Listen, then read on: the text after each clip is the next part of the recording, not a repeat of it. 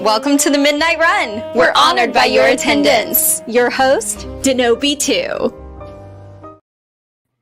Man, it's been a while, hasn't it? Good old-fashioned Midnight Run. Man, how is everybody? How are you wonderful folks today out in YouTube land, huh?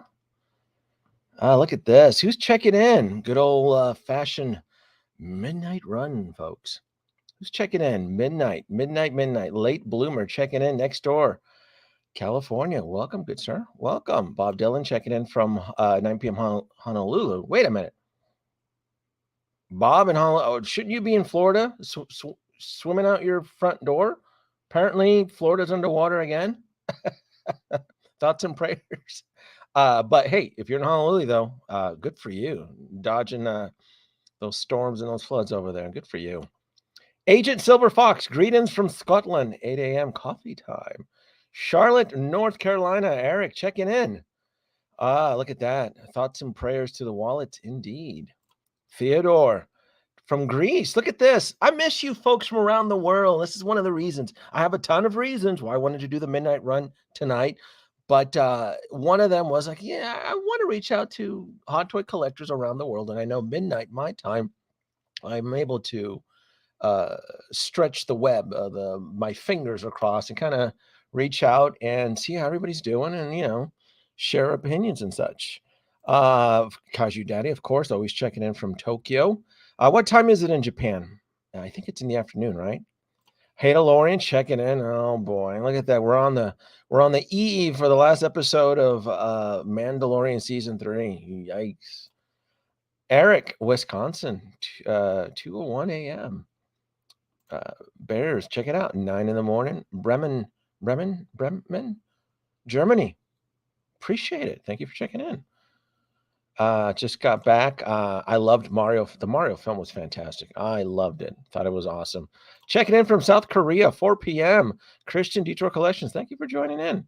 Got some regulars here and got possibly some new faces. Shane, Kentucky, checking in. Sean from the United Kingdom. Oh, stick around, Sean. You wonderful folks out in London, United Kingdom, I'm going to start off the show kind of focusing on you. What do we have here? Brian Richards, Southeast Texas. Very nice. Local. Oh, checking in. 15-minute break from New York City. Loco, I haven't hanged out with you in a while, man. Has it been a while? Yeah. No. Was it? Man, I'm losing it. Didn't I just hang out with you a few days ago? Or was it the week before? Shit, I'm losing it. I'm losing it.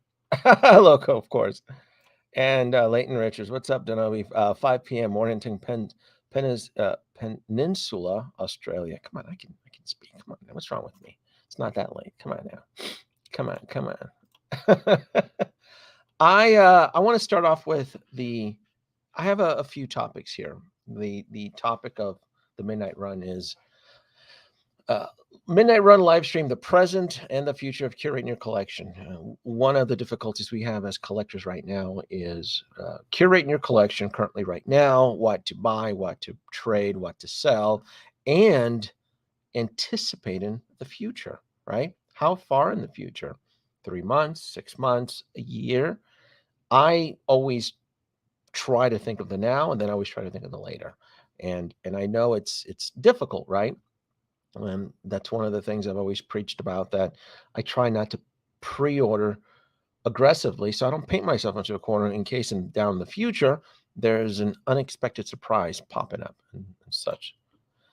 It's week before. Okay, that's what I thought, Local. Thank you for checking in. Far from Death Star. There you go. It's early, I know. Right? First question. This is anybody in Europe, in London, who was able to attend the Star Wars celebration 2023. Was it worth it? I've been to 2 in my lifetime. I've been to 2 Star Wars celebrations, and I've always felt that they were just okay. But it's different for me, though, because I always attend the San Diego Comic-Con, and to me that's the epitome, that's the king level of a trade show, where there's just so much stuff to do that you need the 4 days, 3 to 4 days, to really get the the gist of San Diego Comic-Con. But I've been to Star Wars Celebration 2 times. And I always feel like you can do the show in one day. And I know that there's panels from Thursday, Friday, Saturday, and so forth. But the company that manages it, it's Reedy Pop. I don't like them because they're not like the same managing company that manages San Diego Comic-Con, where with Reedy Pop, they just nickel and dime the shit out of you. This is the convention and then the managing convention. It's Reedy Pop and then a Star Wars Celebration, but more focused on Star Wars Celebration, where they have all of these Star Wars actors, and they're just charging you $250 for an autograph, and it's ridiculous. I've always felt it should be the opposite, where if Hayden Christensen is working on the Kenobi show and his star is starting to glow again, he should not gouge his fan base, charging $250 for a signature. And then if you want a photo, it's typically like an additional $250 more. It's ridiculous. And I did signatures with autographs years ago.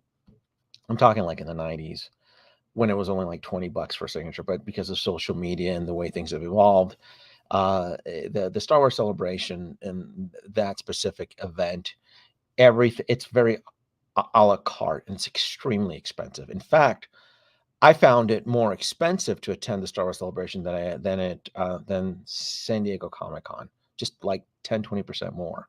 It's a little bit ridiculous. But watching it from the sidelines, I didn't see the value for what was asked for, and I was hoping anybody in London or Europe or anybody out there that was able to attend it, just share some of your quick thoughts, just quick pitches. Danoby, it was fun. I'm going to do it again. I didn't think it was worth it. It was crowded. It wasn't too crowded. It wasn't so forth. And it's something that I'm not going to really spend too much time on the midnight run. But if there are folks that were able to attend the Star Wars Celebration, because it's been a week now, it's been past a week right now, and I wanted to know, just as you're taking in the final thoughts, it's been a week. Did you enjoy yourself? Because I did see a couple live streams where, yeah, you like in these type of trade shows, when you visit the vendor's corner, everything tends to be gouged. You don't go there to buy hot toys. You don't go there to buy collectibles. Typically, everything on the show is pretty marked up. Let's see here. San Diego Comic-Con is the top dog of them all for sure. Star Wars Celebration is good, but it seems like every year it gets a little worse every time in price and in entertainment you get. That's what that's my impression, because I attended last year's Star Wars Celebration and I spent a lot of money to attend this thing. I had to pay for my badge.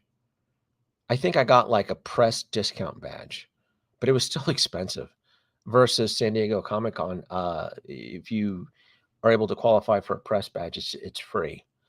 It's because it was in Anaheim. Hotels were I felt they were more expensive than in San Diego, and I felt like I did everything in one day. Versus San Diego Comic-Con, I never can do everything. I'm there for 3 friggin' days, 3.5. I usually fly out on Sunday, but there's just so much shit to do. Even inside the convention, in the Gaslamp district area and so forth.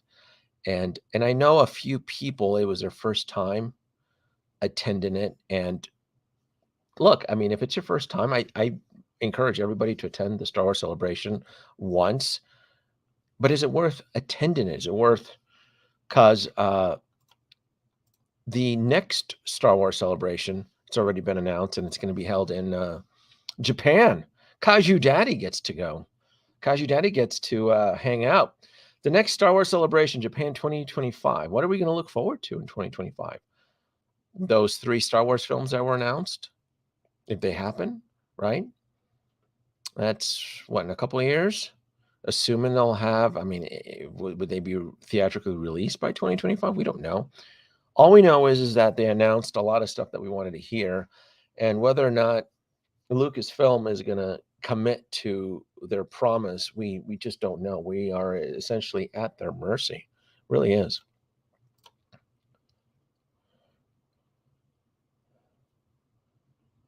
Let me see. I believe Reed Pop sets the price for their autographs. I once heard that Carrie was appalled at what they wanted to charge, so she started doing free autographs. Yeah, This is what I'm talking about. Where you spend so much money to attend these shows, and yeah, the autographs are pretty outrageous. Yeah, I remember. Was it last? Which one was it that had Kate Mulgrew, and she was charging like $1.50, and it just warmed my heart to see her there. And I was there with like Don Prime and a few other people. I forgot who I was there with. And I think Don Prime was like egging me to do it. Was New York. It was the New York Comic Con. That's what it was. The New York Comic Con. And I couldn't do it. I'm like, no. I love this actress so much. I grew up watching her, and it's just, it feels dirty to pay. It was like $300. It was like $1.50 for the autograph and $1.50 for the photo, and to pay for it. And then she would pretend. They all pretend to appreciate you as a fan, and I just see through that. It doesn't flow. I just don't enjoy that at all. The Hollywood Trades has confirmed that none of the movies announced has officially been greenlit. Like I said, I'll believe it when I see it. They announced 3 Star Wars films at Star Wars Celebration. I will believe it when I see it. We are in a state of flux right now because we're going on year 5, and the Star Wars IP has not had a theatrical presence. And as much crap and as much picking on or bullying that Marvel seems to get with their Disney Plus shows, Marvel still is able to put out cinematic ventures. Marvel will have 3 theatrical films this year. They already had Quantum Mania. The next one is going to be Guardians of the Galaxy 3. And then for Christmas, we're getting The Marvels. What are we getting for Star Wars? Ahsoka. And some announcements for Star Wars films that aren't even in production. They're not even in pre-production, and most of these films take anywhere from 2 to 3 years from start to finish. So you're expecting, hopefully, by the next Star Wars Celebration 2025, maybe we'll get a theatrical release. This is where we're at right now in the state of collecting, in the world of hot toys collecting. It's unstable right now. Hello, Ash. Chase, what's going on? JB Collection. Hello. Star Wars Vision Season 2. Yeah. We do have the Alkalite and Skeleton Crew. So more Disney Plus shows coming out, which it's fine. It's okay that we're getting Disney Plus shows, but the IP isn't going to survive on a low calorie diet. It still needs a theatrical presence. And where everybody was quick to scrutinize how Marvel it was starting to feel very watered down, this is exactly what's happening to Star Wars right now. Where you feel that you missed one show, you could possibly you can miss out. It was brought up that Marvel shows you may have to do homework to catch up with the Marvels. Like the Marvels, you're expected to have seen Miss Marvel, the Disney Plus show. I haven't seen Miss Marvel on Disney Plus. And yeah, I'm a little bit wondering, do I need to see this Disney Plus show to understand this film? That's the expectation. That's the rumor. That's the consensus, that you have to watch these shows. My argument with that is that, well, we have Dave Filoni leading the theatrical version of The Mandalorian, And Dave Filoni loves cramming a ton of member berries into his productions. So am I expected to watch 7 seasons of Clone Wars and how many seasons of Rebels and The Bad Batch? I don't care for the cartoon world of Star Wars. I've always just enjoyed the cinematic, the live action representation. That's just the cartoon version of Star Wars has never been my cup of tea. It's hard to take a character like Darth Maul in a toon version seriously as a threat, because it's a cartoon. It's designed for kids, so it's going to have that PG sensibility or that G rating. Darth Maul in a theatrical version with a PG-13 rating or even a PG rating, you can have more of an aggressive representation of Darth Maul. This is one of the things that I think a lot of the Star Wars fans in the community tends to miss, where these characters are kind of dumbed down in the cartoon version, more kid-friendly G-rated version, versus you get them in the live action and now they're badasses and they're slicing people's heads off and things like that. It is night and day. I honestly wish they would keep things a little bit more segregated when it comes to the Star Wars world and their expanded universe. But I understand that the whole interconnected spectrum seems to work. It worked great for Marvel, and they feel that they can achieve lightning in a bottle again for Star Wars.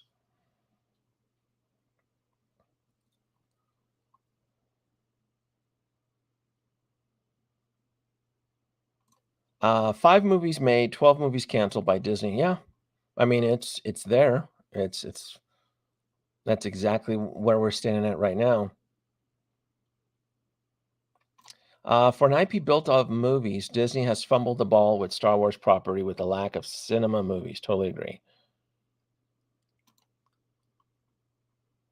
So I'm going to. I am going to.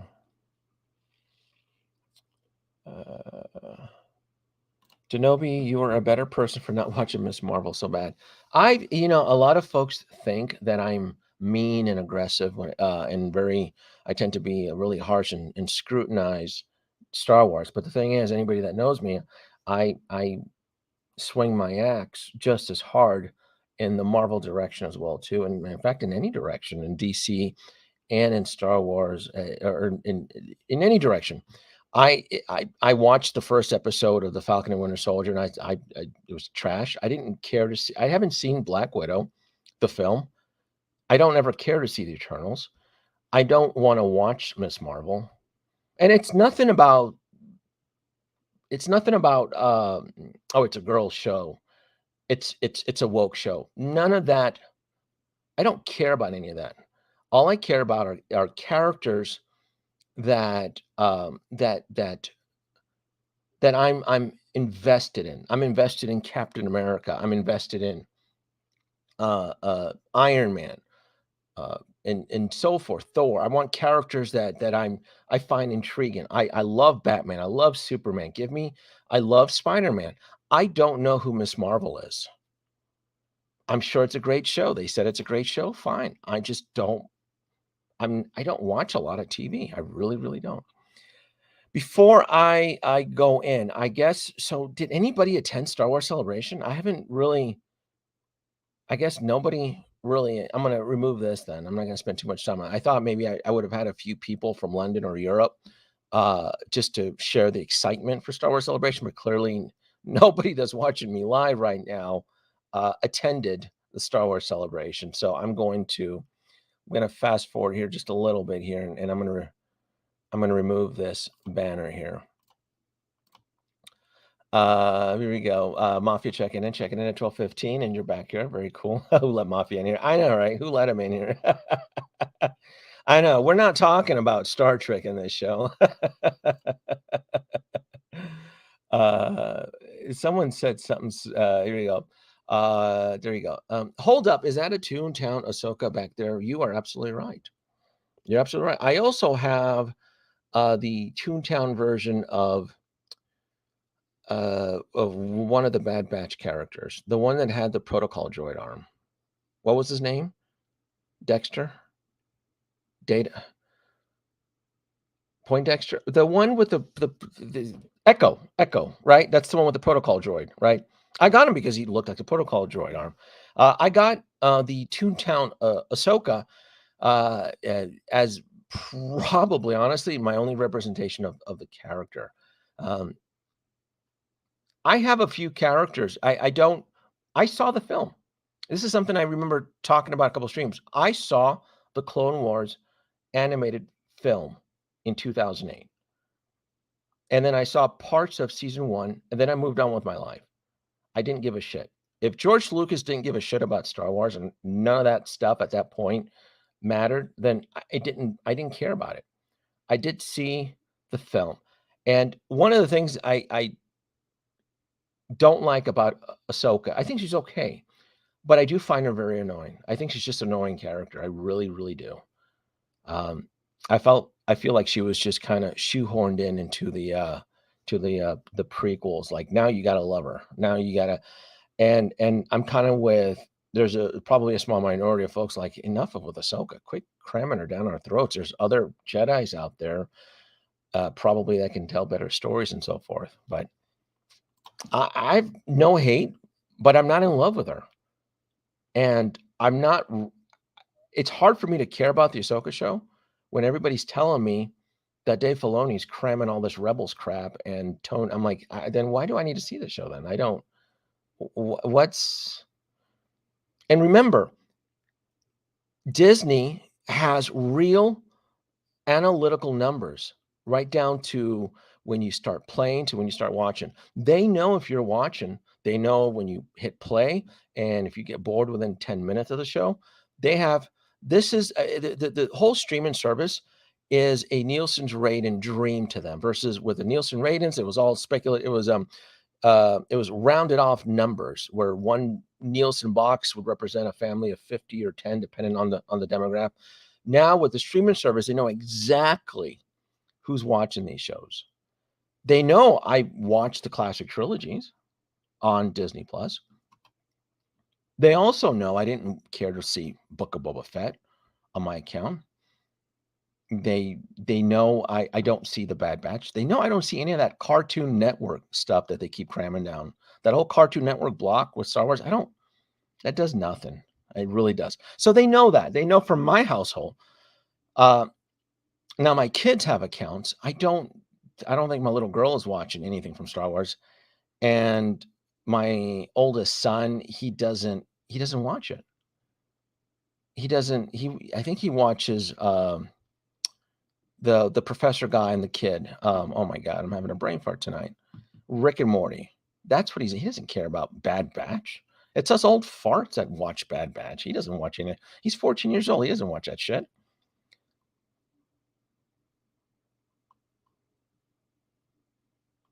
Kenobi and Book of Boba Fett were more Toontown. And look, I try to give Book of Boba Fett the benefit of the doubt. I saw the first episode. First episode told me everything that I needed to know. That first episode told me, hello, Danoby. Thank you for tuning in. Buckle up. We are going to waste your time. That's exactly what the first episode of Book of Boba Fett told me. And I haven't seen any other episode. I haven't seen anything else from Book of Boba Fett. I'm like, I'm not sticking around for this stuff.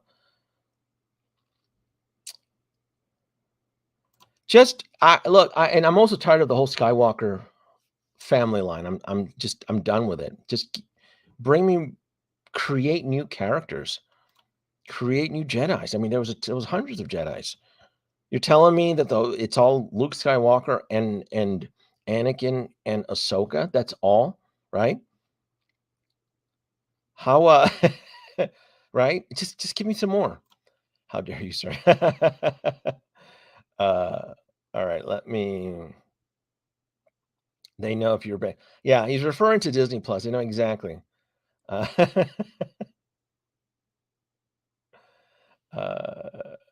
we go. What do we have here? All right, so Gabe said something. Mandalorian Ahsoka waitlist is full. Looks like people screaming FOMO tactics have been real quiet lately. Yeah, I'm kind of even calling bullshit on some of this waitlist stuff that's happening with Hot Toys. I'm not too keen on some of this stuff. People will be sad when the show drops and they won't have a figure or grails back.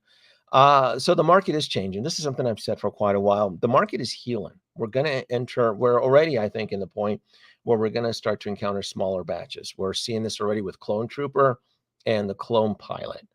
And I don't blame Hot Toys and I don't blame Sideshow. The worst thing that can kill a retailer is dead stock. So be it. If we're entering the age of smaller batches, absolutely. Absolutely. Grails are figures that mean something to you. I'm not exactly sure on that because I don't think of my curating my collection as grails. More it's I'm thinking of longevity. I'm thinking of I've the last 6 months I've really switched my tactics to quality versus quantity. I'm running out of space. The figure prices are what, 350. An Iron Man figure now is $500. So I've had to kind of tighten down. I can't waste my time with frivolous third-party figures and things like that, or things that are offshoot and so forth. So I've kind of focused more. Let's concentrate, right? Let's concentrate more on the stuff that I'm going to enjoy, that it's going to make me happy. I'm not your typical Hot Toys collector. I don't buy a figure and then 30 days later it's on a buy sell trade group. I tend to hold on to most of my stuff. All right, let's get on to the future. Future. All right. Let's do this here. The future. Boom. Mandalorian. We are entering the home stretch here. Last episode, I've been watching it on midnight just because the internet has just been wacky when it comes to spoilers and rumors. So I will stay up late at night and I'll catch it at midnight. Sometimes there's been a couple of times where the episodes will start like at 11:50 or 11:45 Pacific time for me. So I've just been making an effort. And this season has just been meh / okay / ooh, how is this going to affect the Star Wars hot toy collecting moving forward? Because even if this last episode is the cat's meow, even if it's fantastic, even if it's like, wow, which I don't think it is, right? What is it? This part's a rumor. Someone said it's only a 40-minute episode. I just don't know how you're going to wrap up a lot of the story subplots that were kind of shared throughout the first 7 episodes to get wrapped up in such an episode that's going to be clearly under 1 hour. Even if this episode is going to be fantastic, how is that going to affect the market moving forward? And I have to really put my foot down when it comes to Star Wars. The Hot Toy Star Wars market is aggressively segregated. Hot Toys Mandalorian, Hot Toys Clone Wars, Hot Toys The Bad Batch, Hot Toys The Classic Trilogy. These figures all sell and are traded, are bought and sell and traded at different points on a scale aggressively. Princess Leia and Ewok, The Return of the Jedi set, that's climbing considerably. Moff Gideon, the first Hot Toys figure, you can buy him for I think $170 or $199 or $175 through most third-party Hong Kong retailers. They can't get rid of Moff Gideon. So when I see stupidity on social media that everybody wants this new representation of Moff Gideon with his Darth Maul armor, I call bullshit on that. 100%. 100%. Yeah, it's putting lipstick on a pig. You clearly didn't care for Moff Gideon, his first iteration. So now, because it's trending, now because it's cool, if Hot Toys makes the Darth Maul, the Moff Gideon, you're all in. No, I call bullshit on that. 100%. No. I wasn't impressed. Moff Gideon is a cool character. They should not have given him the power armor. I thought that was just stupid. That was clearly, this last episode had a lot of toy, had a lot of toy product placements. Well, let's get Moff Gideon with the new armor. Let's give Grogu, and let's make him Nega Grogu. Let's give him a suit of armor. Let's give him. We got to keep him. Grogu is hot. He's trending. We got to put on stuff, and I don't mind that. I don't look if you're telling a good story, and it's a compelling episode and so forth, and it's like, wow, I'm all for it. I'm all great for it. What I enjoyed about the episode was the fat Mandalorian getting his ass kicked by the Praetorian guards. I thought that was a cool scene there. I'm like, oh, I want Praetorian guards now.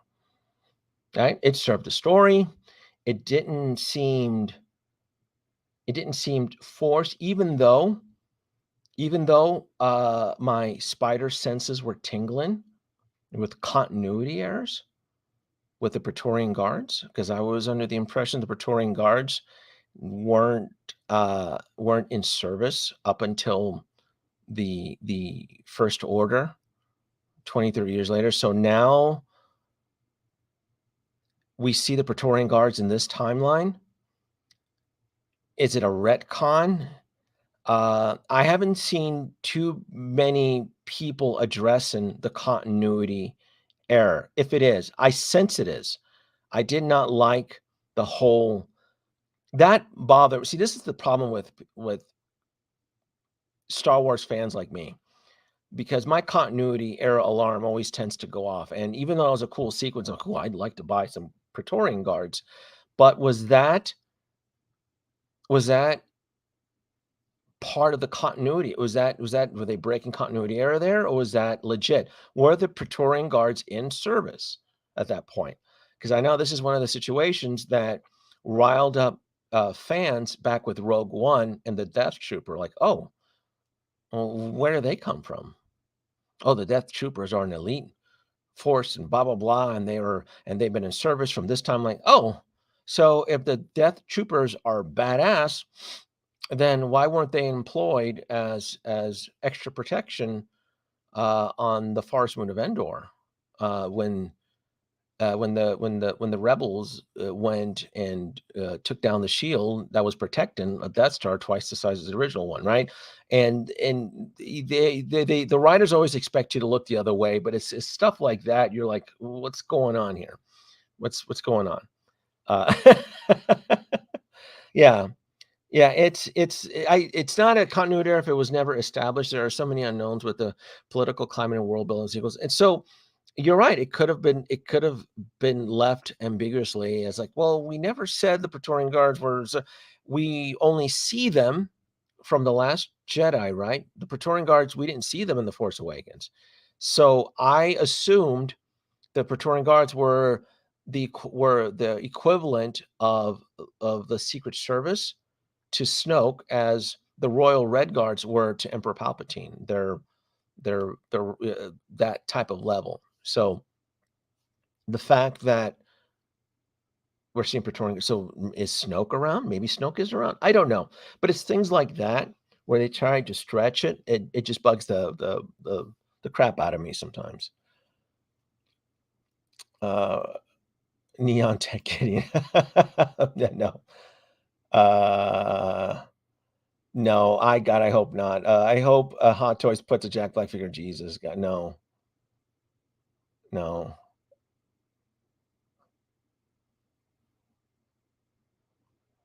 Board Bad Patch was better. Yeah. So the most recent episode was the best in the series, but the rest of the show was Board being the Bad Batch was better. Yeah. No. Neon. I like this one though. Neon Tech Gideon. Yeah, they're just reaching now. Well, we got 2 new troopers. Would Hunters release a new IG with Grogu and Gideon?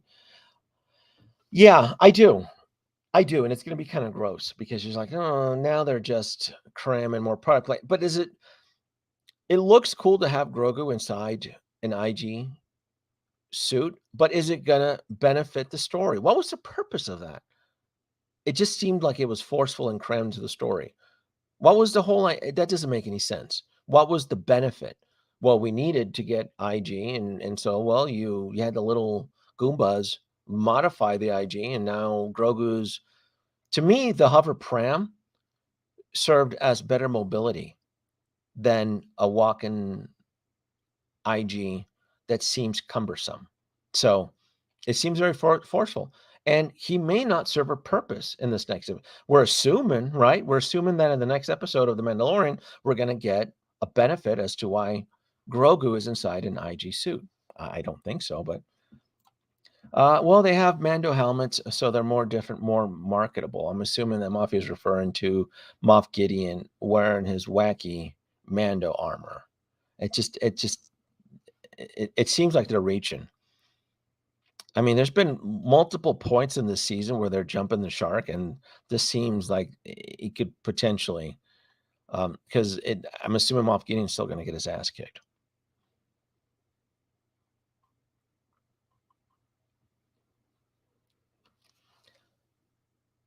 I'm gonna, as far as Hot Toys merchandise for The Mandalorian, I've paused. I've slammed on the brakes. I haven't pre-ordered anything for The Mandalorian. I don't think I'm going to be getting Ahsoka. I don't think I'm going to be getting Axe Wolves, Koska Reeves, Fennec Shan, what's his name? The cowboy John Wayne, Cobb Vanth. None of that stuff. I'm no even for Kenobi. Even for Kenobi, I don't care about Reva. I don't care about the Inquisitor. The Darth Vader with the broken helmet. I don't care to get him on day one, but I can be persuaded with some coupons. I'm just not excited for that. The Kenobi show was, to me, a circus. It just was. I still can't get over that whole Obi-Wan Kenobi smuggling kids under a trench coat like he's fucking Inspector Gadget. I still can't get over that. That still bugs me. Not only that, but they got away in an outdated snowspeeder. They're killing me. The writers are friggin' killing me. A snowspeeder that doesn't even have a shield generator. Killing me. So I'm saying this about the Mandalorian Hot Toys line, but I'm 100% all in for the Attack of the Clones. I'm getting everything from Attack of the Clones. In fact, I've even doubled up on some of the Attack of the Clone droids. I'm getting everything from Return of the Jedi. And I am getting the Bark speeders. I do like the I love the Star Wars small vehicles. I love the swoop bike. I like the speeder bike. I like the Bark speeder, the Apo Trooper. All of that is still coming home. I love the Clone Troopers. Collecting them, even though I haven't seen the show. I think they're badass. The Clone Troopers are just badass. I'm passing up on the Bad Batch. I don't care. I got Echo because he had like the parts and the gimmick and the protocol droid. But I just you have to pick your battles. You really, really do. And I know a lot of people have started in the community. I've seen it. A lot of folks have started to liquidate their Mandalorian collection, thinking that there's a potential crash. Maybe. There could be. I don't know. If I had to guess, I would say probably yes. Yeah. Because if this show ends on a lackluster note, you figure what? Season 4, The Mandalorians are going to show up till what? 2025? Assuming any of the creative heads are still going to be on board? I don't know. I don't know. I don't know. What is this? Who's asking for the Mando?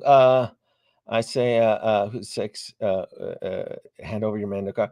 Hey, DeLorean, who are you enforcing the law here? Is it Mafia? Are you asking for his Mando card? He's gone. If it's 6 Hill Mafia, he's gone over to the Trek side. He's over there peddling a Star Trek schlock. So he's he's loving that stuff over there. So I can't. I'm not doing any of the Exo 6 line. I'm done. You can see in the background there, I have Picard, Data, and then Janeway and the Doctor, and I stopped. I don't. Exo 6 hasn't been producing figures of really good quality. They haven't been doing it. No. I think they're expensive for what they're asking for, and their quality is shot. Their head sculpts are mediocre, their paint applications are weak.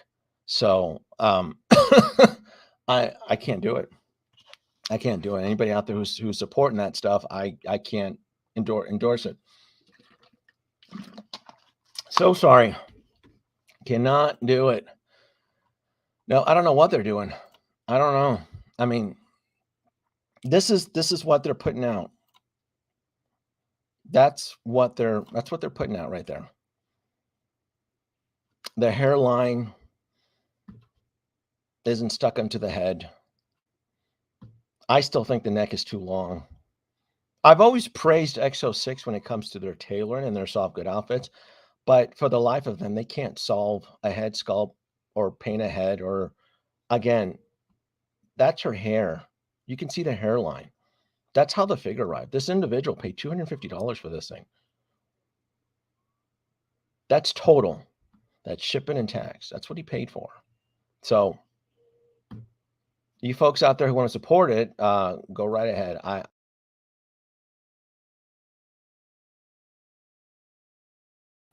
Oh, what happened there? That was weird.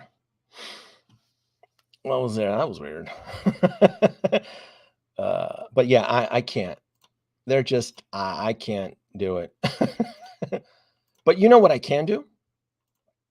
This is what I can do. Return the Jedi. Returns to theaters April 28th. I'm not going to see it in theaters, but I'm definitely excited.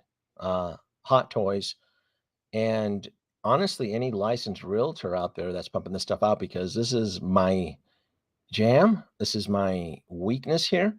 This right here. Look at this. I'm telling you, I didn't pre-order any of this, but if I see stuff like this, at Target, this stuff does it right here. This right here.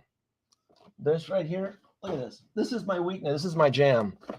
I don't even collect this stuff anymore, but I see stuff like this and I'm sold. I eat it up. I'm telling you, Return of the Jedi, I can't. It's so 100%. I'm going in. Here we go. Return of the Jedi hype. Come on now, Matt. Come on. Right? Come on now. This is where the real gold is. This is where the real gem is. Star Wars right here. Right? Right there. Here we go. Return of the Jedi.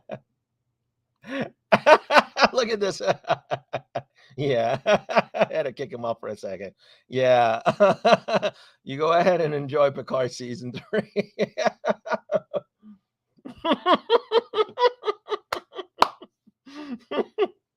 I'm not making any of this up. See, what Mafia doesn't know is that most people who follow me, they know of my distaste of Exo 6. And they love sharing this stuff with me. I don't have to chase this stuff down. I just don't share it with Six Seal Mafia anymore because it's not going to do anything, right? It's not going to, right? It's not fair to him. He has a biased interest towards it. So it's not fair. I'm not going to show him all the photos that people send me of all the schlocky Exo 6 figures. I don't care. I've said my piece on them. I'm not going to go on a hate train for them. They're not doing it. So poo-poo for them. Yes, that Matt Ferguson poster is pure. I love this poster, by the way. This Return of the Jedi poster is awesome. 4D IMAX would be cool. I don't think they're going to do it, though. Look at that. I was thinking about Professor. Mario was thinking about you. I know you were digging this stuff here. This stuff right here. Oh, I know you were digging this. This packaging right here. This right here. Black suit. Look at this. Oh, look at that. Oh, man. This stuff just does it. Return of the Jedi 40th anniversary. I'm trying to get the I'm telling you, I didn't pre-order any of this, but if I'm at Target doing groceries or just buying stuff, the family and kids, and I happen to walk by the toy aisle, it's going to end up in the basket. That's just how it works. I don't know about that. You picking up the Matt Ferguson art print from Bottleneck? I don't know about that though. Send me the link on Instagram. I'm curious about that though, because I think this poster is fantastic. I think it is. Folks, if you ever want to reach me up outside of YouTube, you can always find me on Instagram. It's simple, Danoby2. I'm the only one. So it's so well, oh, here we go. Sean Dabb sculpted and 357 painted. FYI, bad. Yeah, it's always. Yeah, it's always the bad photo, right? It's always Samantha. That's I'm telling you, that photo was the first one that I just had on my desktop, because people send me this wacky shit all the time. But I'm not making this up. This photo isn't. This is a 4K blast photo of 7 of 9, and you're looking at the forehead. That's out of the pack. That's his unboxing.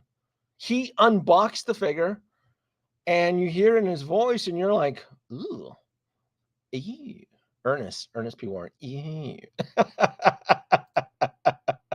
You get hey, this wasn't meant to be a Star Trek poo-poo episode. Here we go, but that's one of them. There's a few. Oh, Jesus.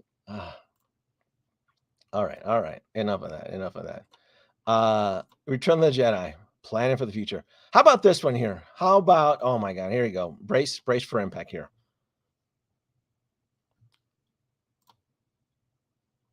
Hot Toys. Indiana Jones. What say you? I think this is going to happen. I want to be optimistic.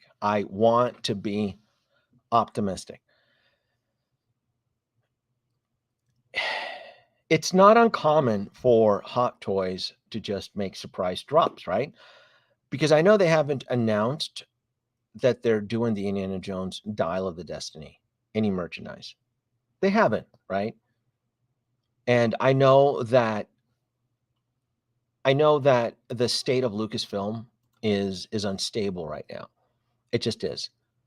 But I genuinely do feel Hot Toys is falling behind. I really, really do feel. And they can still surprise us with a Hot Toys drop. Case in point, the Avatar film, Way of the Water. What, a month after the film debuted in theaters, Hot Toys finally got around to announcing a couple Hot Toy pre-orders of Jake Sully and Noretti.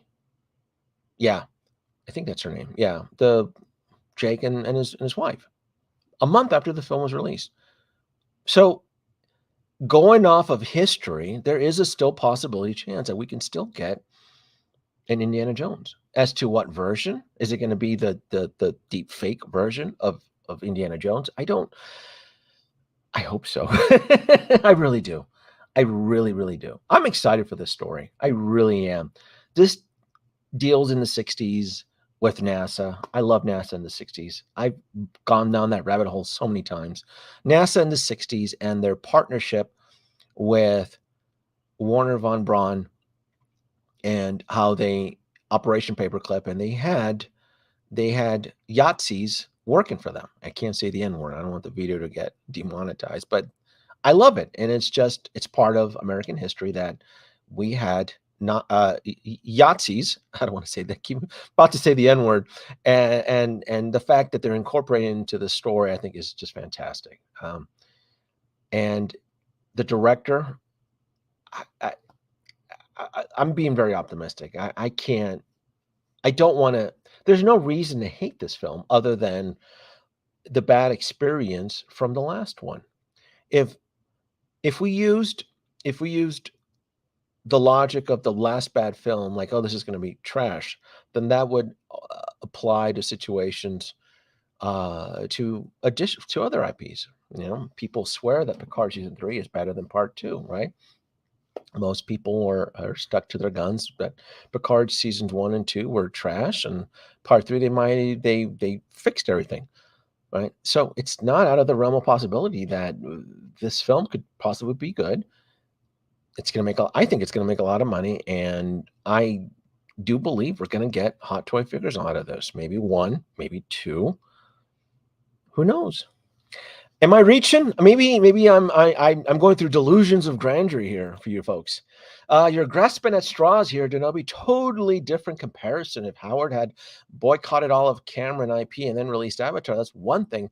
But he's boycotting Ford, so it ain't happening. Even though we've seen teases of Han Solo, right? Bespin Han Solo, that Bespin Luke Skywalker. We've seen teases, right? Right? Remember about a year ago, we all swore up and down we would never get a Hot Toys C-3PO, and he did materialize, did he not? Did we not get a C-3PO? And I know I'm being a little bit optimistic here. I'm just saying that this is money on the table. This is money on the table. Percentage chance, I would probably, out of 100, I probably would give it 30%. I don't put this above 50% that we'll get a Hot Toys Indiana Jones. But I will say that if they do it, I won't be surprised. I may be the small minority here that actually believes that they're going to do it. While everybody else swears up and down, I'm gonna give it a percentage here. Yeah. I think there's, to me, the logic there just doesn't make sense. While everybody else is capitalizing on this stuff, I mean, Hasbro is printing money with this crap, right? I mean, that looks like Harrison Ford there, and you can play, you can split hairs and well, it's different, but they're going hard on it. Hasbro has it. To me, it'd be stupid. It'd be stupid if Hot Toys was to ignore this. But Hasbro's taking advantage, so are other companies, statue companies too. I can't think of the state, but there's also an Indiana Jones statue company. There's a piece coming out. Everybody seems to be doing this except Hot Toys. So, yeah, it's a small percentage. But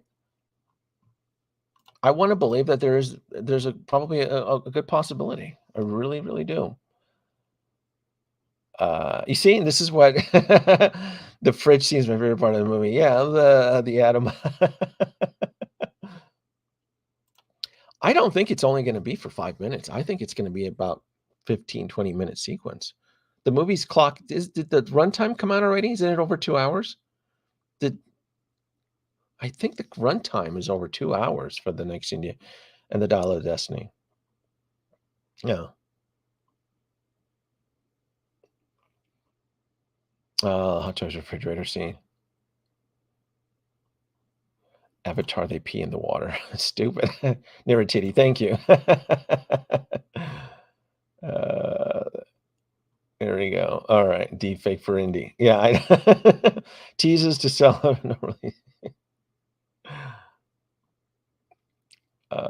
He goes, Present Toys Indie was well received in the past year. That is an option. It is. I already have the DX Indiana Jones from Hot Toys. I would prefer that Hot Toys goes back and gives us a 2.0. They did it with Luke Skywalker, part of the DX series. Right? Again, it does feel like reaching, but Hot Toys in the last couple of years, they've exhibited just weird behavioral patterns.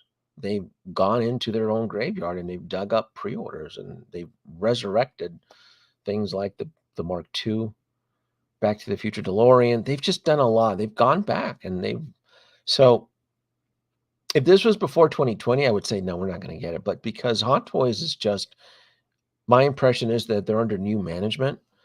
I just feel like there's still a small percentage. Yeah, I really do. And that seems to be the consensus poll, that a lot of people just don't believe that Hot Toys will ever do another Indiana Jones. That's interesting. Even though, again, they've surprised us with some wacky surprises. The DeLorean. Hell, they went back to RoboCop. RoboCop 3, right? They went back to Days of Future Past. Wolverine. They're doing some weird stuff. Weird stuff. Like, really? Days of Future Past? The 60s version of Wolverine? Really? People really wanted that? RoboCop? That's odd, right? And there's a few others. Like I said, the Avatar. They're doing some really unique one-offs, and there's a few more there too.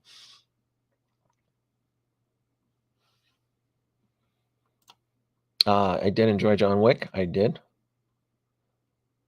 Yeah, that's what it was. I want to say that this Indiana Jones movies is the longest one. I want to say that.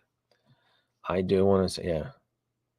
Hey, Lauren, what exactly? If it was money, we would have 4 more variations of Harrison Ford, Han Solo. Yeah, I still don't understand. The RoboCop was a far stretch. Yeah, they dug that up. RoboCop, just, and again, there's a few more other one-offs that just like, why are they doing this? I thought RoboCop was weird. That was, and I know fans are excited for it, but really, even Wolverine, and then it's the Days of Future Past Wolverine, which is such an odd one.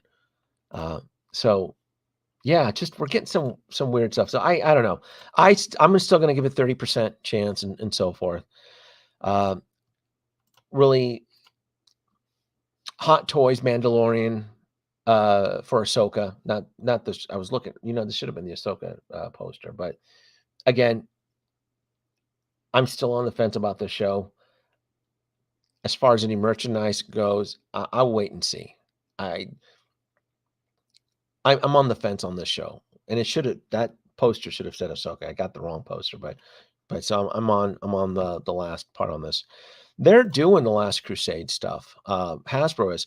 That's the thing. Hasbro is printing money with these figures are all sold out. A lot of these pre-orders are all gone. Is Howard Chan that bent out of shape over Harrison Ford that he's going to flush cash down the toilet? Because those pre-orders are got to go really fast. Hasbro is making they're pumping in tons of R&D into this stuff. And again, there's another statue company that's making an Indiana Jones statue. So there are companies out there that are taking advantage. Kind of like with the Justice League, Zack Snyder, where when that HBO, when it dropped on HBO Max, and everybody just started printing out merchandise for Zack Snyder's Justice League, and Hot Toys was like dragging their feet, and they finally was like, all right, we'll do the Nightmare Batman and the black suit Superman. While everybody else was like, Prime One had 3 different pieces on it. I have one of them. I have the black suit Superman. So yeah, it's just, I don't know. It's just interesting. It just really is. So please don't hate me on this, but I don't care. Guardians of the Galaxy Volume 3. I don't care about Guardians of the Galaxy 3. I've never, please, don't burn me at the stake. I've never been a fan of this group.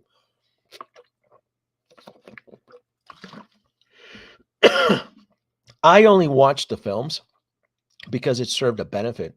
Excuse me, with dry throat. I only watched the films because it served a purpose to continue in the Marvel Cinematic Universe. I felt that if I didn't see Guardians of the Galaxy in theaters, I was going to miss out that one cutscene. I was going to miss out exposition that was going to serve a purpose into going into Infinity War, going into so forth.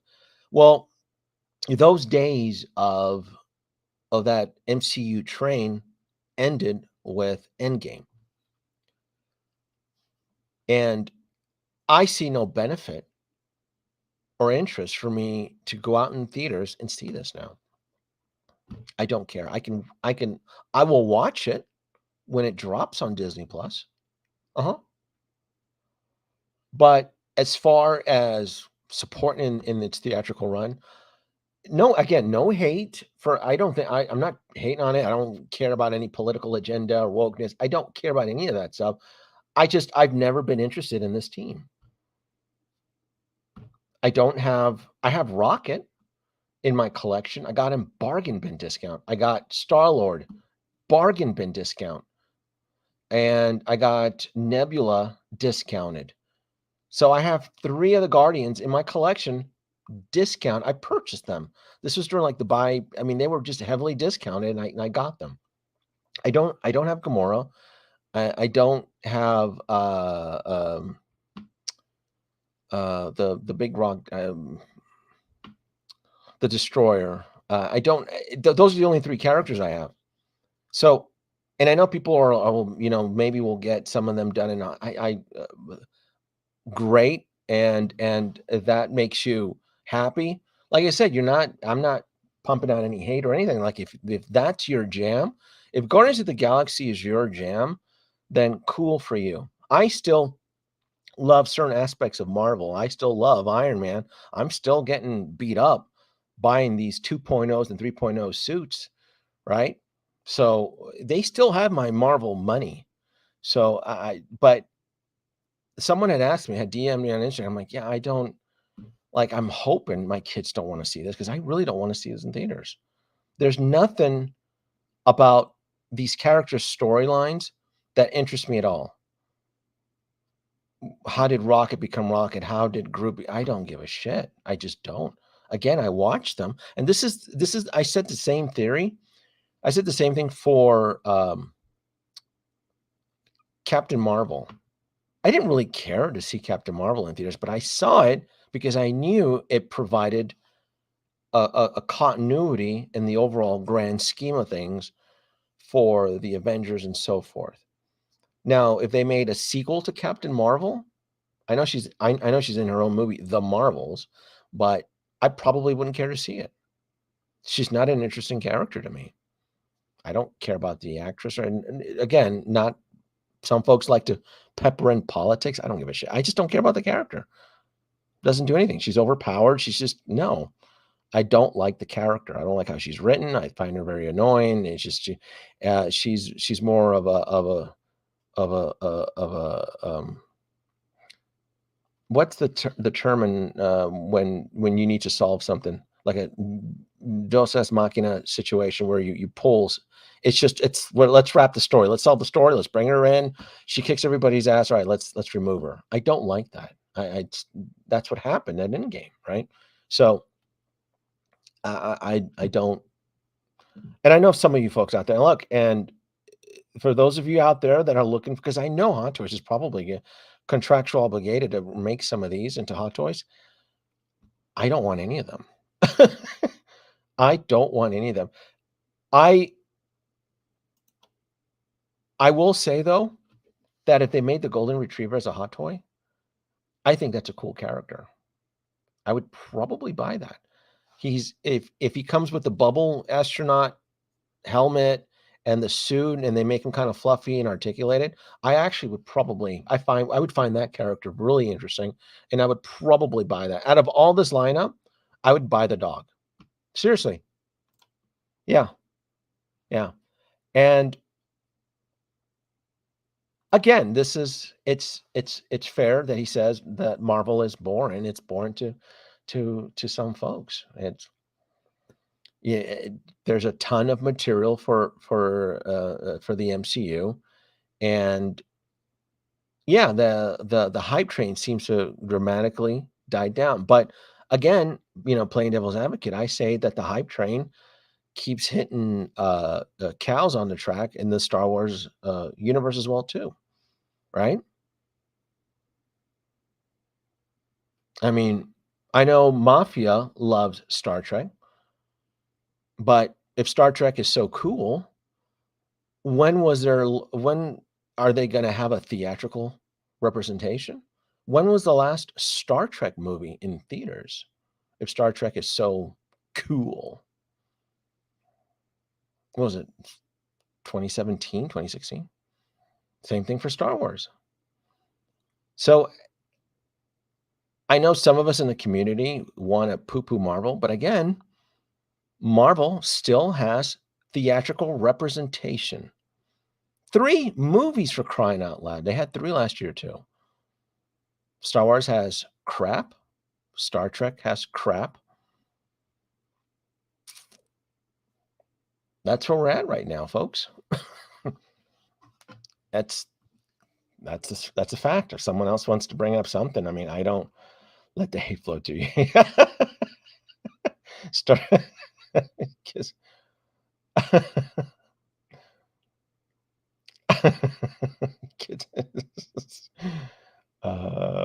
Moon Knight. Moon Knight was okay. I don't care for the hot toys for Moon Knight, but yeah, it's okay. What is this? I'm going to the IMAX for Picard season 3 finale 2-part. Well, that's cool. I'm sure there'll be plenty of seats there. uh, uh, see, Kaju Daddy, this is. I'm going to call you out right now. That is just stupid hate right there, right there. Like, I don't even know what that means. Marvel has cinematic representation, but not for long with the way it's going. What is that? That's just fan bashing. There's 2 more films coming out this year. What does Star Trek have? What does Star Wars have? Poop. Right? I'm not trying to pick on you, but I guess I have to pick on you. Not for long. Marvel's not going to have. Marvel has had cinematic representation since Endgame in 2019. Every year there's been Marvel cinematic movies. Movies, plural. What has Star Wars had? What do they have? The Mandalorian and Grogu adventures. Let's put Grogu in a suit of armor now. Ahsoka, Dave Filoni's girlfriend. Let's all Jesus Christ. Not Moff Tar, Admiral Thrawn. We got to get Admiral Thrawn. Thrawn, Rebel Thrawn. Who? Like that one guy says from the first Guardians of the Galaxy, I'm Admiral Thrawn. And I'm like, who? I didn't read those fucking novels. George Lucas said it didn't count at the time. And now they're expected to count? Nah.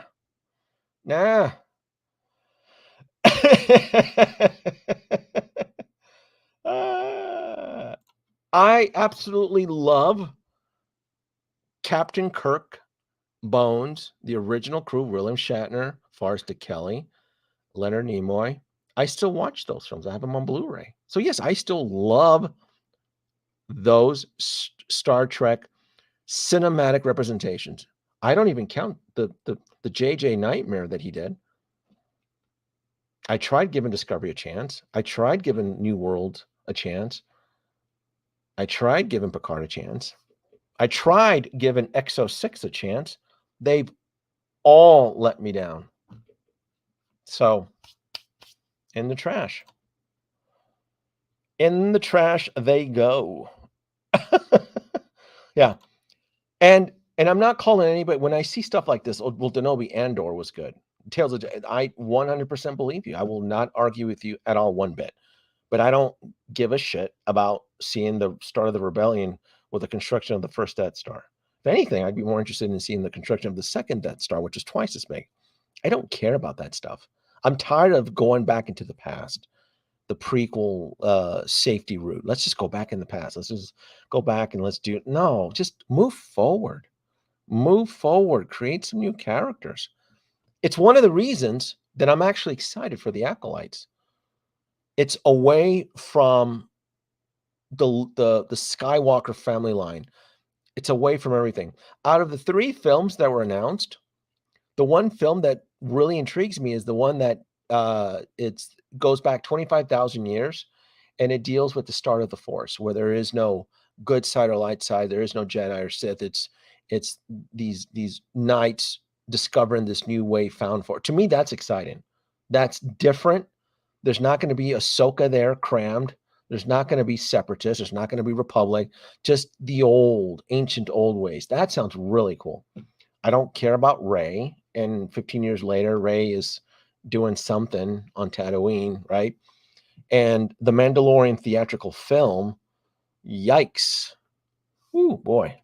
No. Helmed by Dave Filoni? No. Probably directed by Robert Rodriguez. Get the hell out of here.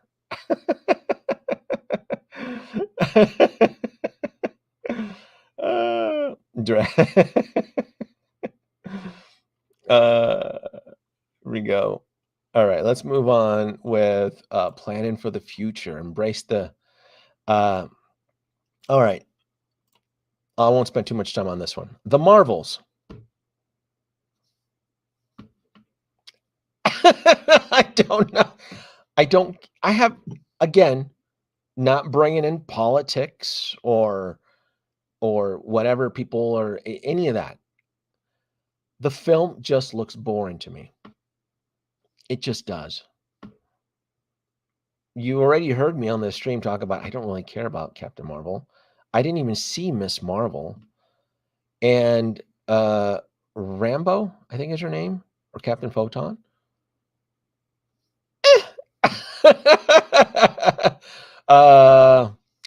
Disney Plus. I will see this. Now, what scares me about this one is my daughter. And it comes out during Christmas. And grandma and grandpa stay with us. And we typically will do movies during the holidays. So I'm fucking terrified I'll be dragged to see this in theaters. And I really don't want to see this in theaters. That's my biggest fear. We're probably going to get Hot Toys from this. I'm going to say no to each and one of them. I don't care about Captain Photon, Captain Marvel, Miss Marvel. No. No. No. I don't want any of it. No, keep it away. I don't, again, I'm just trying not to. No, I don't care for the film. No, it's, how do you put it? Look, come closer. It's toy business, not toy friends. I need some connection. There's just nothing about this that just does it for me. Nothing at all. What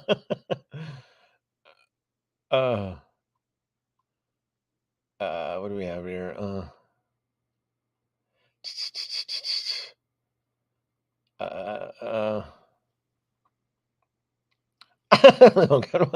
You stupid.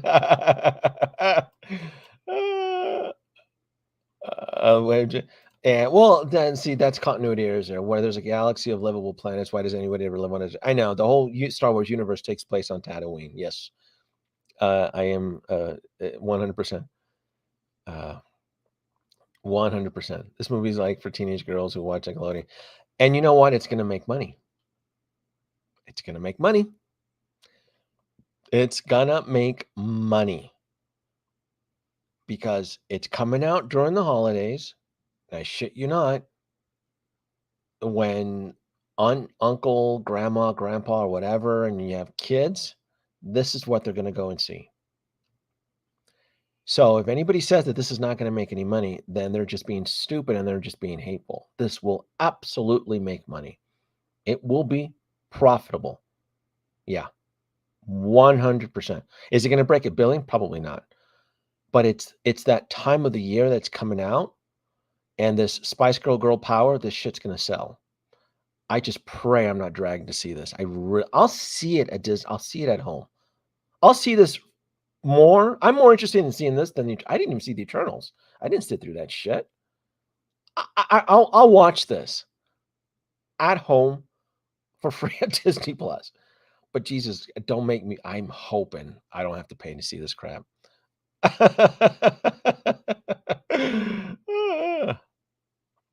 Oh my God.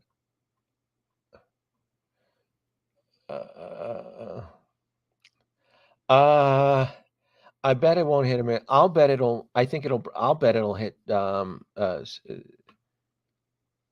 do 600-700 million. Yeah. This girl power stuff sells. Again, it's the time of the year. Yeah. Relatives, we live in a small little niche group. Grandparents and stuff, they don't care about what we think of politics and woke and all. They don't all they want to do is make the kids happy. They don't think like that. Yeah. It just doesn't work like that. But it's going to make money. It's not going to break $1 billion though. But it'll definitely make some money. 100%. And I mean, if we're going down this road here, right? How about this one, right? The Little Mermaid. I bet you this film will break $1 billion because this is coming out May 20. This will break $1 billion.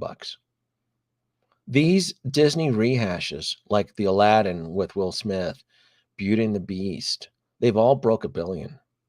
I'm almost positive this thing is going to break $1 billion.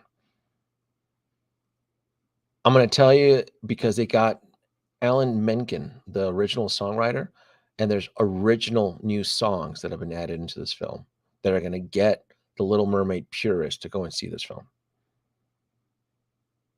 I don't care too much about the casting. I know people are more focused about Ariel. When I had heard that they were doing this, I thought they were going to cast a drag queen for Ursula, which I thought would have been appropriate because Ursula was always character modeled off of the drag queen from the 80s known as Divine. And I thought that would have been really cool and humble just to have a just large, heavy set dude just do drag and play Ursula to me versus Melissa McCarthy. Jesus Christ, I'm still mad at her over Ghostbusters. I don't like her as an actress. I don't think she's that. I'm still pissed about with her and what she did to Ghostbusters 2016. So I know everybody seems to be all bent out of shit. I don't. To me, Ariel, I guess, but I think Ursula should have been played by a guy in drag. I thought that would have. And then the other thing that caught me off guard too was Scuttle in the animated film was a boy fish, and then Scuttle is a girl fish in this film, voiced by Aquafina, the actress. So I just thought that was weird. I'm like, why do you have to do stuff like that? I just don't. You're doing a Little Mermaid, right? Why they didn't do it for the Beauty and the Beast live action retelling? You didn't make Miss Potts and Chip into, you didn't make Chip into, because Chip in the cartoon was a boy. You didn't make him into a girl. That was just weird. That's just weird. But this film was going to make money. So I brought this up not to talk about politics on it, but is there a good possibility that Hot Toys would do a character from this film? And I'm gonna probably say yes. I think Hot Toys would probably do the Little Mermaid, even possibly Ursula. They do really well. These Disney reboot films, these characters when they make them, they do very well in Asia. I don't know how well they do out here in the US, but I know they do. Like I know they did Belle from Beauty and the Beast, and is she Grail? She's expensive as shit. I have her. I think she's one of the best ones yet. They're Belle, but they never did Beast though. They did Winnie the Pooh. So they did Winnie the Pooh for Hot Toys. I think there's a good possibility that we'll probably get a Hot Toys on this, and whether or not you guys here in the US are excited for it, I do generally believe there's going to be a market because the Disney fanatics eat this stuff up. They just do. And to have like a high quality figure off of one of your beloved Disney characters, I think is going to sell extremely well. So would I buy it? I don't know. I'd have to, because I do have a Disney Module Case section. I do have a really cool Module Case tribute. I would love to go not too hard into Disney merchandise because to me the Disney merchandise world is just like Transformers. It is a deep well. You can get lost in it. But I think it would be interesting if they did the Little Mermaid in a Hot Toys or even Ursula.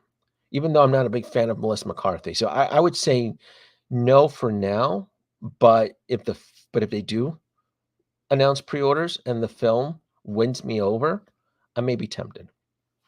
Yeah. Winnie the Pooh is a good pack.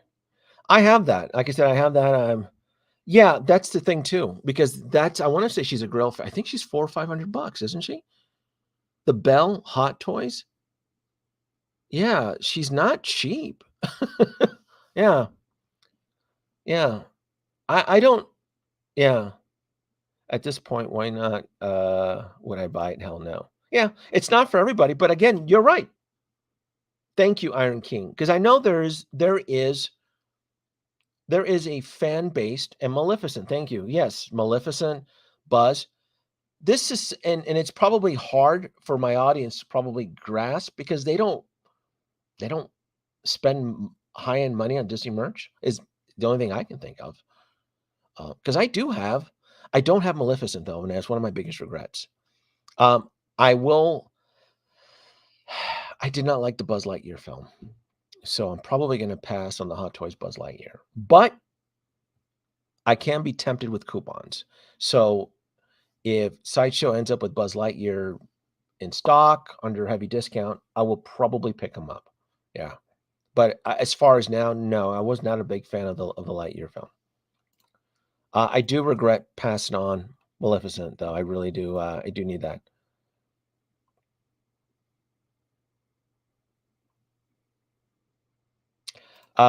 Yeah, this is something that 90% of your collections is merchandise, though. But I know what you mean. Disney's it's like Transformers.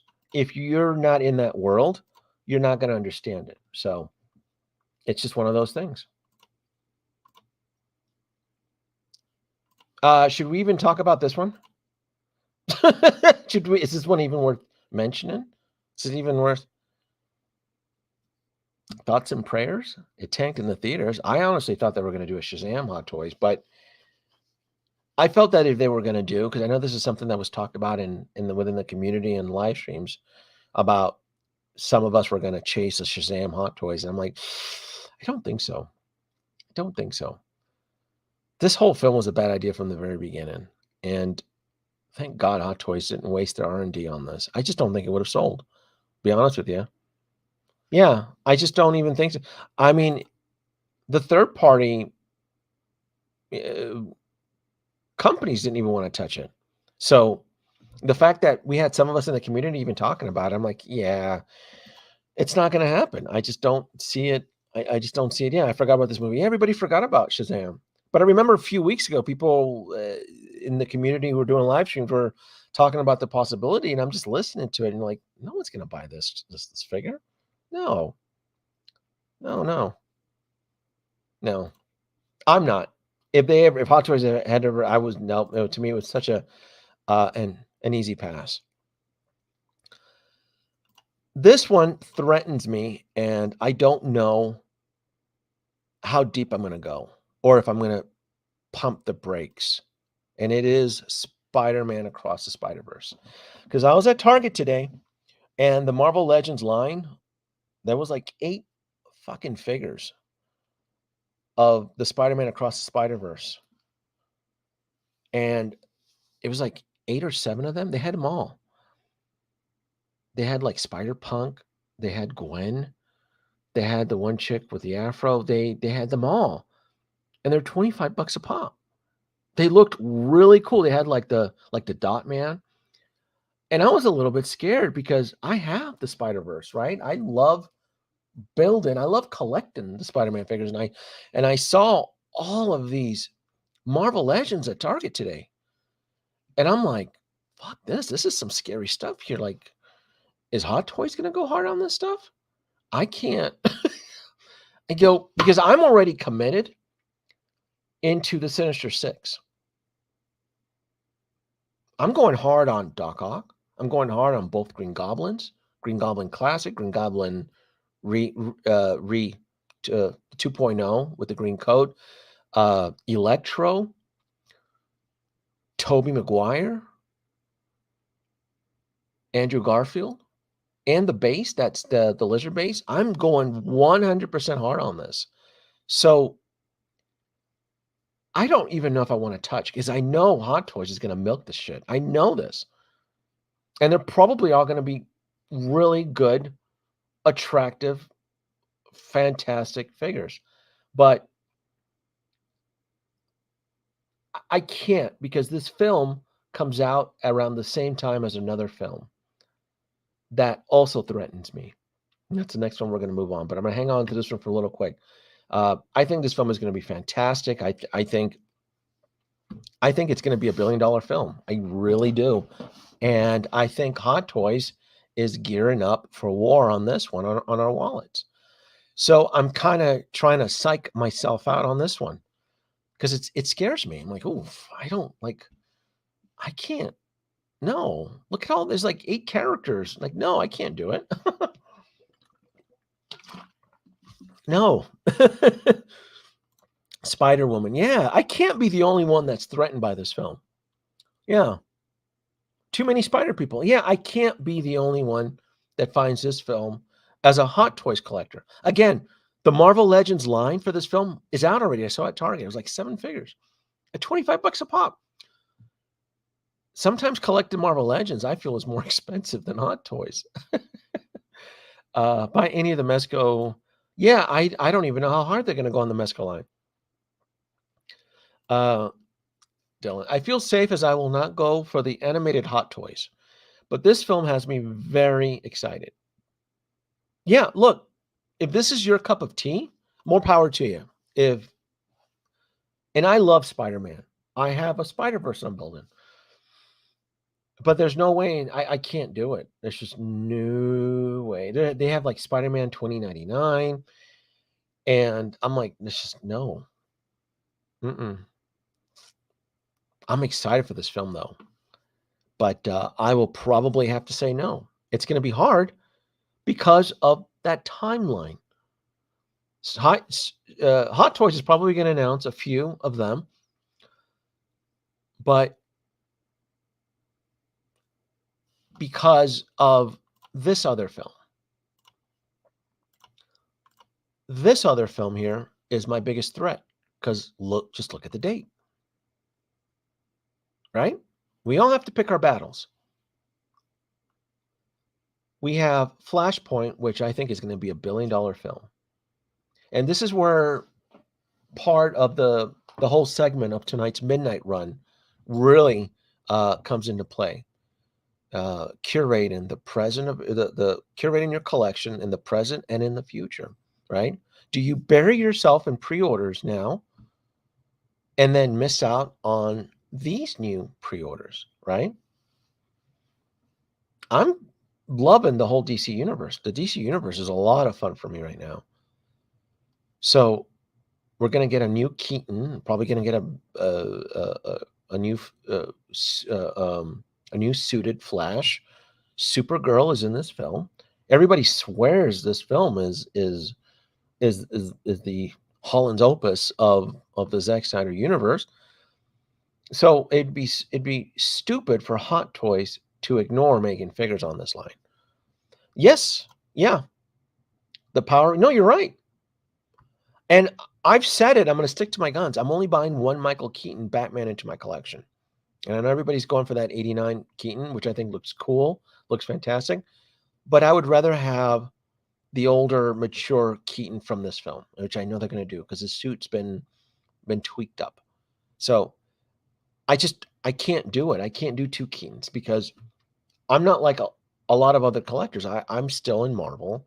I'm still in Star Wars, and I really want to go a little bit more aggressive into this because I know they're going to do it. This film is going to break bank, right? It just is. This movie is as threatening to Danoby's bank account as Ezra Miller is to you. Stupid.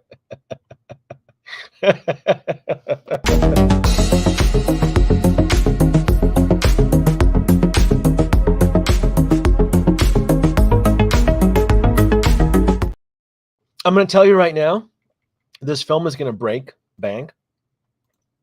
And the Warner Brothers executives are going to get on their knees and they're going to blow Ezra back into a sequel. You watch and see. His crazy cult-like and grooming and all of that gets forgotten when a film breaks $1 billion. Remember Robert Downey Jr. and his troubles with crime and his substance abuse? Iron Man became a hit. Robert Downey Jr. became Marvel's new daddy.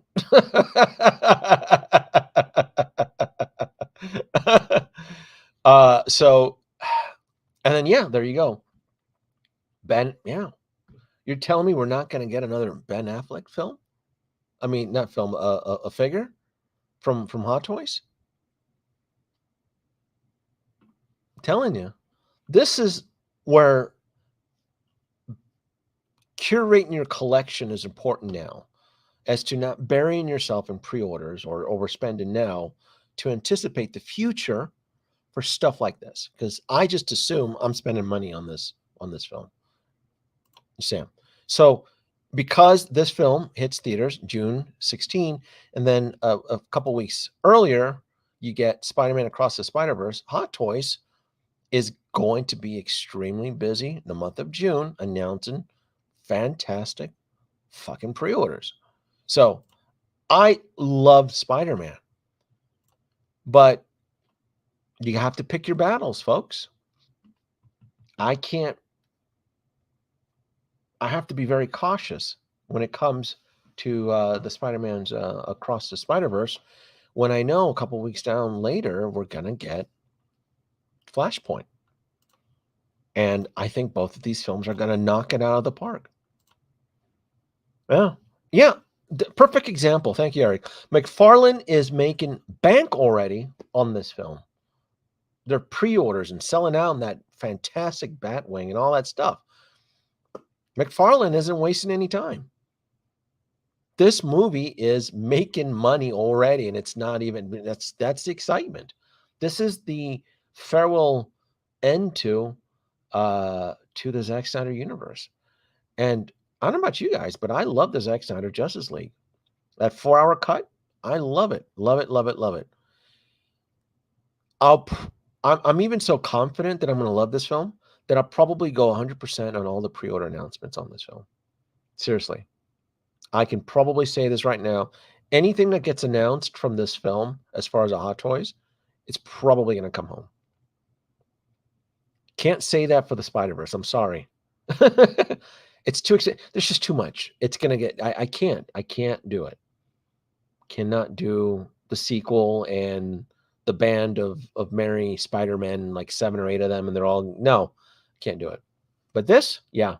And McFarlane, like I said, is the canary in the coal mine that this film is going to break bank. I'm with you on this, Theodore, but I also like, so I collect figures for the emotional, but I also collect figures where I had fun with the film, like it was enjoyable.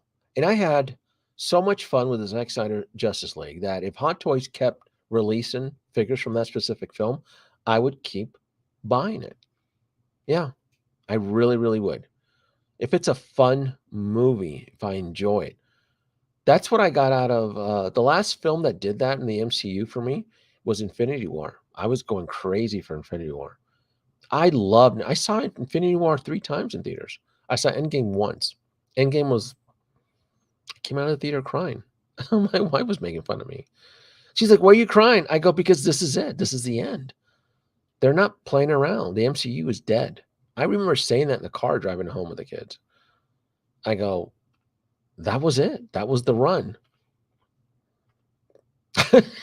What did we get after that? Hawkeye and Falcon and the Winter Soldier, Disney Plus shows? Shoot me.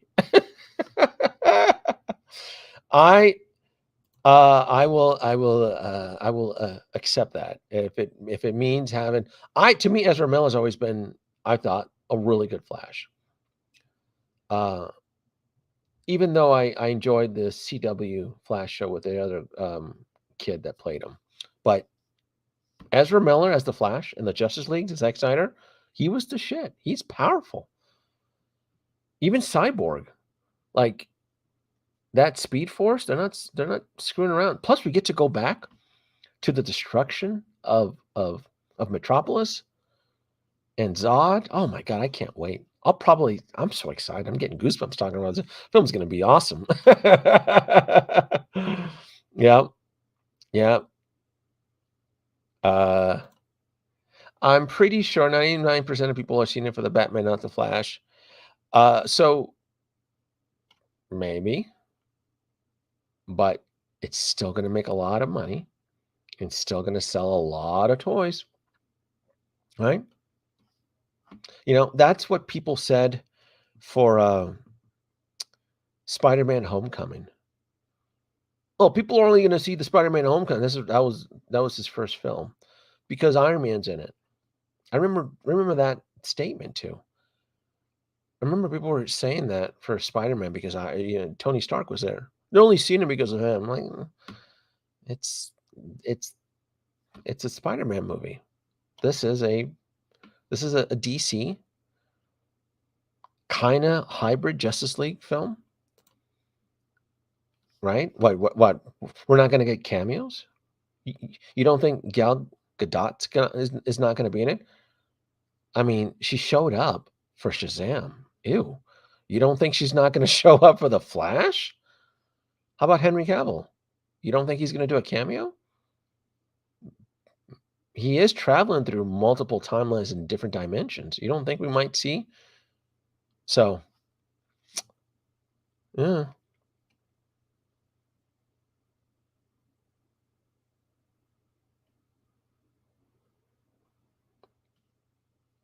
They may have cut the cameos.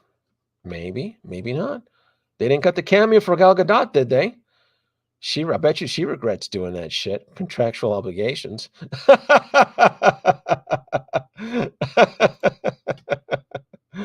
Oh, God.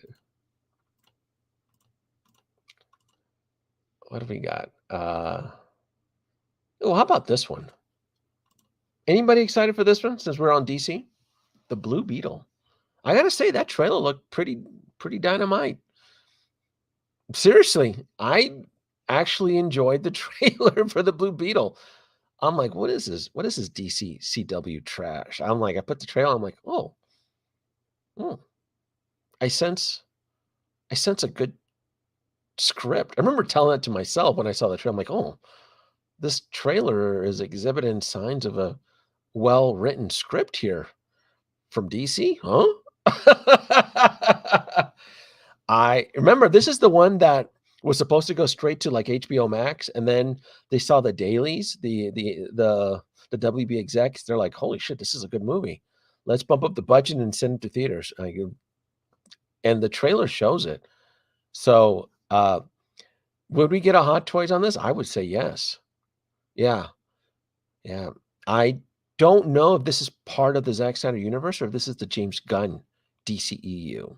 I'm assuming the Blue Beetle is on the border entering James Gunn's DCEU. I think this film is going to make a lot of money. I don't know if it'll break $1 billion, but it'll definitely make some money. Would we get a Hot Toys on this? I would say yes. Would I buy it? I would wait for the film. I'm not in love with the suit.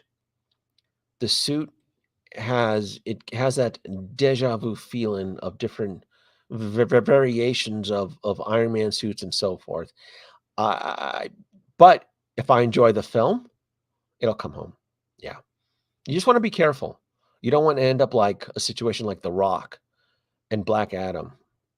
Like some of you kids out there who were so in love with Dwayne "The Rock" Johnson decided to day one pre-order The Rock, and then after seeing the film, you almost wanted to jump off a cliff. So yeah, no. Yeah, I would say this is a high probability that we would get a Hot Toys announcement on this.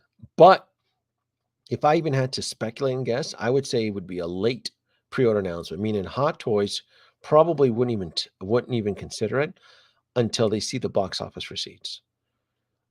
Because they're probably still licking their wounds from Black Adam. There's like 3 friggin' SKUs for Black Adam. The film tanked. It bombed. And there's 3 SKUs for Dwayne "The Rock" Johnson. It's not even a good head sculpt.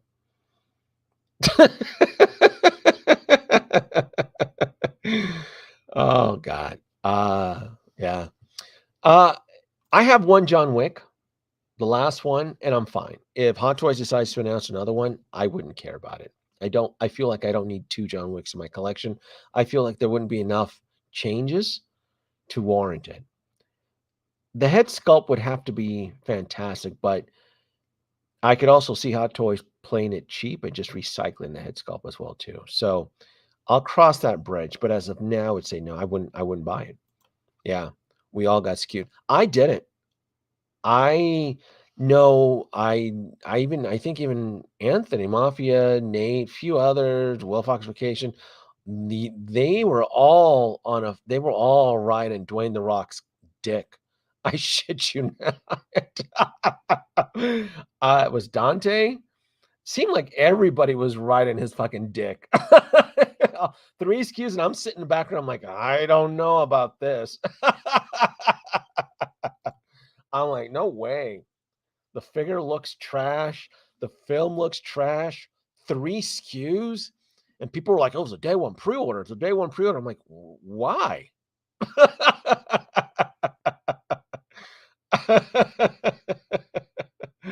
The CGI Scorpion with Black Adam costume. I mean, it just, I couldn't believe that mess. I could not believe it. Yeah. The Black Adam Hot Toy figures are going to sit for a very, very long time. Nobody went to see that film. and I have HBO Max. I subscribe to HBO Max, and it's free on HBO Max. I'm not going to sit. Are you kidding? You want me to sit through that? I'd rather see a Harry Potter film, one of the old ones. It'd be torturous to sit through the Black Adam. Oh, it's free on HBO Max. Yeah, no thanks.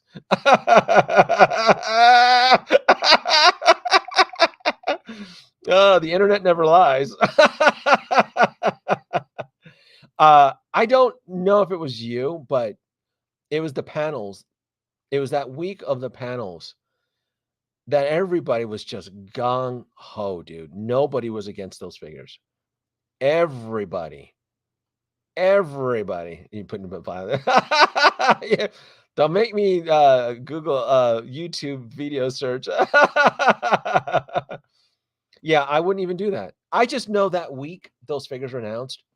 Everybody, the panels, brothers, cousins, everybody was riding fucking Dwayne the Rock's dick on that shit and on those fucking figures. And I'm just like, no way.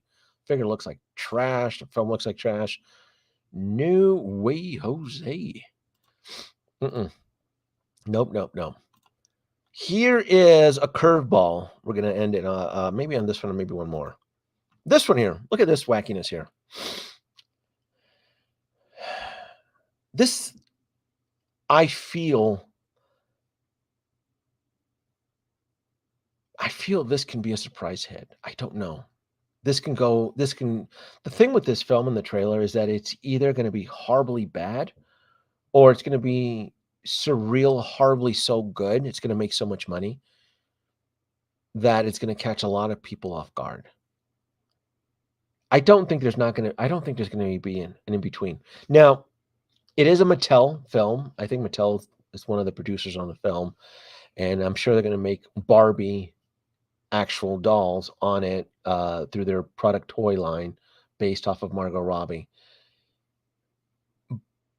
But I don't know if Hot Toys would ever touch it. But I don't know if Hot Toys has ever done anything through Mattel. Has they've ever done, well, what would be like a Mattel product? It'd be like a Hot Wheels, He-Man, what else? So maybe Hot Toys wouldn't touch it, but you know who could potentially touch it? Would be Mondo. Mondo partners up with Mattel on some of this stuff. And maybe Mattel might make their own high-end 12-inch figure. So I wasn't too sure about this one, but I kind of get the suspicion that this film is going to be a huge hit.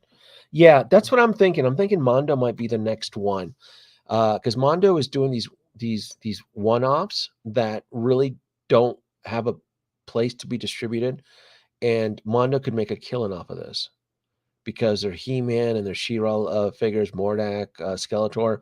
They're just selling extremely well. So this is probably something that a high-end version. But the key to making this work would be having the likeness of Margot Robbie in a high-end 12-inch figure.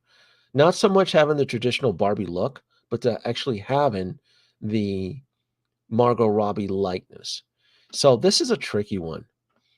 I don't know if Mattel has has the skills to pull it off. Because I think it'd be really cool to have a high-end Margot Robbie in the same sense how they do. You know how Hot Toys does Margot Robbie as Harley Quinn? That's what I would like to kind of see. I would like to kind of see a Harley Quinn, because they've done. I mean, they did Suicide Squad, they did Birds of Prey, Harley Quinn, based off of Margot Robbie's likeness. And I'd be really interesting to see a high-end Barbie version of Margot Robbie, but in a good quality, like likeness, not having that Mattel toy feel to it. So yeah.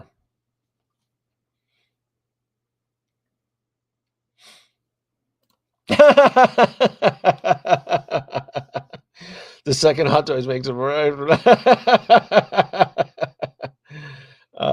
This won't do good.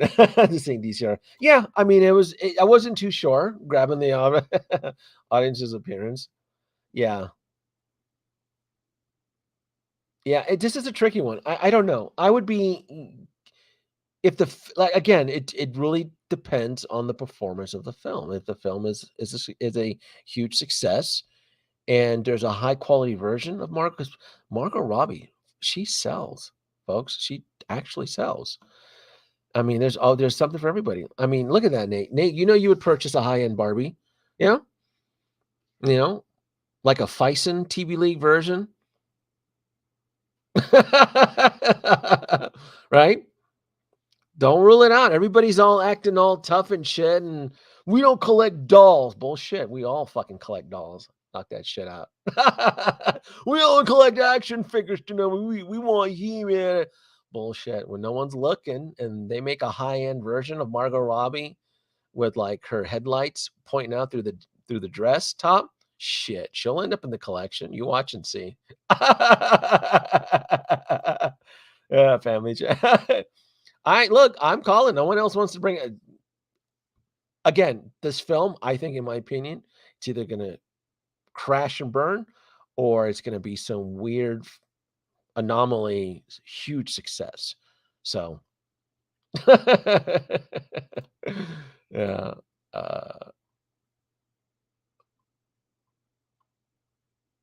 I think I went through. Oh, and then last but not least, planning for the oh, well, not this one here. Hold on. This one here. Haslab. Planning for Haslab. Something was teased. I don't have the information, but something was teased that we are getting another Haslab. And Haslabs, for most of us toy collectors, who this is stuff like this where you always want to be careful, because they make something that you're interested in, or they may not do something that you're interested in. The point is, though, this is to me the curveball. This is the one that always tends to throw people off their game, where they think they have their budget and their schedule, and then boom, Haslab pumps out something that everybody wants, and because of the time delay and the crunch, people just miss out. The Ghostbusters Proton Pack comes to mind, the G.I. Joe Sky Striker, things like that. It's just where you don't have the opportunity to think about it, because if you sit around and think about it, you suffer the wrath of the secondary market, and that's no fun. So I want to say the next project, they're going to do something with Star Wars. I don't know if it's going to be the Vintage Collection or the Black Series Collection, but I typically, if they are doing a starship of any kind with a Haslab, that's usually a whammy thrown into a wrench thrown into the works, because you have 45 days to come up with $400 or $500. Pay up or suffer. Yeah. So all part of the lessons today. It's all part of the planning for the future, right? Curating your collection for the present, anticipating the future. That way you don't tap out, you don't suffer the pain and the anguish. So that's what it was. That's what someone told me, right? It was the someone had mentioned the Ghost from Rebels is a very cool ship. That sounds like someone. Is it really? This is one of the rumors, right? Someone says it's the ghost from the Rebels Vintage Collection. Someone had mentioned that. I don't even know what this ship looks like. I think I do. I have no clue. I don't, never seen anything. But I'm aware that there is a ship in Rebels called the Ghost. And I want to say that was where it was pointing at. And if they do something like that, just be prepared, because I want to say that's going to be inbound probably for May 4th. May 4th, right? It's probably going to be the next couple months. So you definitely want to be prepared. Yeah. I did talk about Vader in the last stream I did. You mentioned taking Vader. Yeah. Vader has 2 SKUs, and I did not pre-order Vader. I did pre-order C-3PO.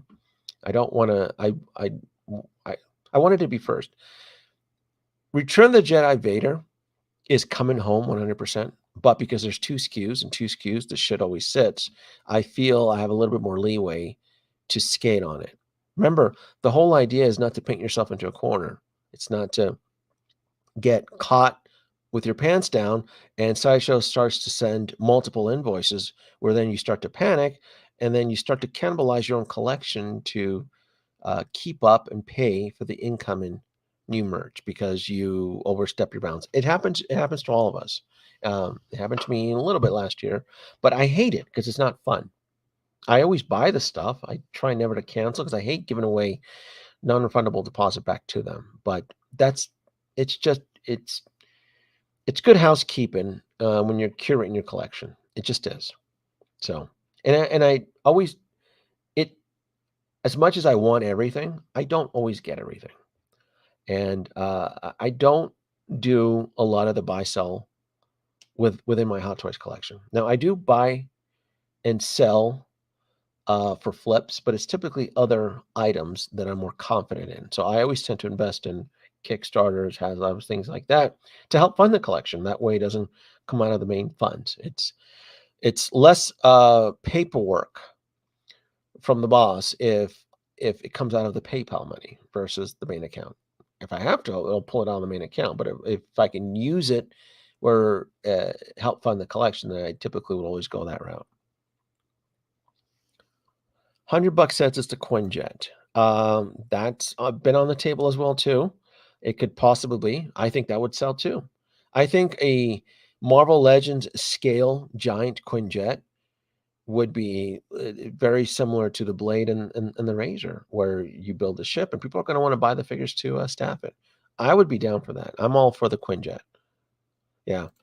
If we get a DX Barbie with multiple head sculpts, a tired beach Barbie, cross fingers, army building, here we come. With the TB League body, right?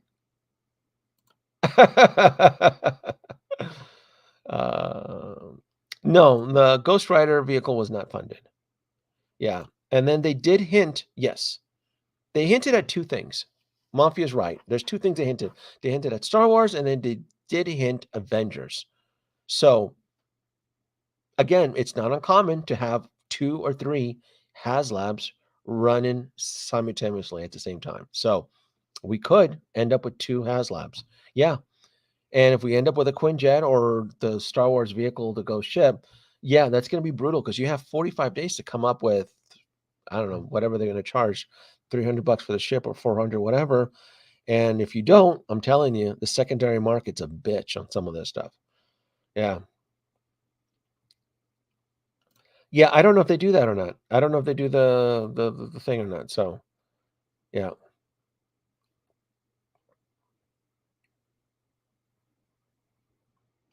So, who would have thunk it has a lot better wise up because it's wasting time on stuff. It's wasting time on stuff like the Ghost Rider, but it's not necessarily wasting money. That's the whole idea of a Kickstarter. It's to sense it's a test to see if there's a demand for it. That way they can invest it. And if there's no demand for it, cool. They didn't spend all this money on tooling. That's the whole idea of it. It's not like they lose or anything like that. Hasbro isn't just Marvel. Hasbro isn't just Star Wars. Hasbro has multiple IPs, and they all work in a symbiotic relationship.